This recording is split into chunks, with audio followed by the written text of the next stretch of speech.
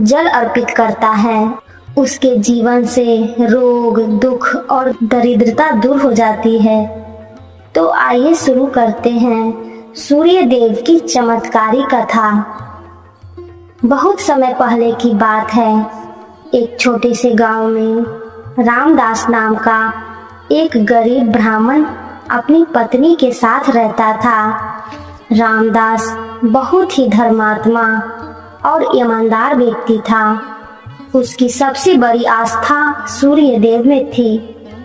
हर सुबह वह सूर्योदय से पहले उठ जाता, नदी में स्नान करता और दोनों हाथ जोड़कर सूर्य देव को जल अर्पित करता। वह प्रार्थना करता, हे सूर्य देव, आप सृष्टि के पालनहार हैं। आपकी कृपा से ही संसार में प्रकाश है। मुझ पर भी अपनी कृपा बनाए रखिए। लेकिन रामदास बहुत गरीब था। कई बार तो उसके घर में खाने के लिए अनाज भी नहीं होता था।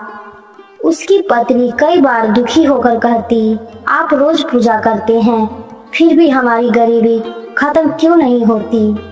लेकिन रामदास मुस्कुरा कर कहता, भगवान देर से देते हैं लेकिन सही समय पर देते हैं। एक दिन की बात है, करकराती ठंड थी। सुबह